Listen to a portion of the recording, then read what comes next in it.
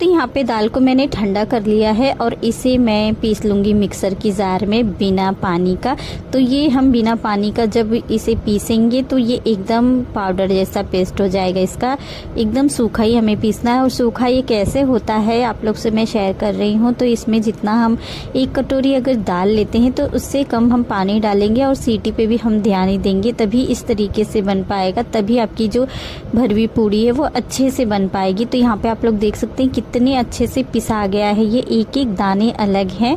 तो आप लोग कभी भी याद रखना कि इसमें पानी बहुत ही कम डालना रहता है। और यहाँ पे मैंने गेहूं को दे दिया था पिसाने के लिए, वो भी आ गया था आटा। तो यहाँ पे साफ़ आटे का मैं बनाऊंगी भरवा पूड़ी, क्योंकि दादी माँ को अच्छा ही खाना, साफ़ खाना चढ़ाना चाहिए। तो यहाँ पे आटा गूँथ लिया फटाफट। मैं यहाँ पे 5 पूड़ी पहले मैं दादी के नाम से बना के निकाल लूँगी, उसके बाद ही मैं अपने लोग के लिए बनाऊँगी। तो यहाँ पे मैं छोटी छोटी लोई करके और छोटी छोटी सी पूड़ी बना रही हूँ दादी के लिए। तो एक ही तावे पे मैं पूरा ही पूड़ी इकट्ठे सेक लूँगी, क्योंकि बहुत ज़्यादा ही टाइम हो रहा था, क्योंकि मम्मी 10 बजे आ गई थी और मुझे अभी टाइम हो चुके हैं मतलब 10:20 और मैं इतना फटाफट बनाई हूँ आप लोग को यकीन नहीं होगा कि मेरे खाना जैसे कि बन के रेडी हो गया था। यहाँ पे भरवी पूड़ी और खीर मम्मी नहाते भर में मैंने फटाफट बनाया और मम्मी को यकीन नहीं होता। मम्मी कह रही थी दादी ने हेल्प किया होगा इसीलिए तुम्हारा जल्दी हो गया। और यकीन मानिए कि दादी सही में हेल्प कर रही थी, क्योंकि जैसे ही खाना पापा जी चढ़ा के आए वैसे ही तुरंत के तुरंत आके दादी माँ लेके चली गई, क्योंकि दादी माँ को बहुत ज़्यादा ही भूख लगी थी। तो यहाँ पे ठंडे होने का भी टाइम नहीं देखा और दादी माँ ने पूड़ी लेके चली गई। अब भूख तो लगी जाएगी, जैसा कि सुबह सुबह खाना चढ़ाया जाता है दादी को, लेकिन हमारा तो दोपहर हो गया। तो अच्छा हुआ कि मम्मी टाइम से आ गई थी कि दादी को खाना भी चढ़ गया, नहीं तो खाना भी एक बार नहीं चढ़ पाता दादी को।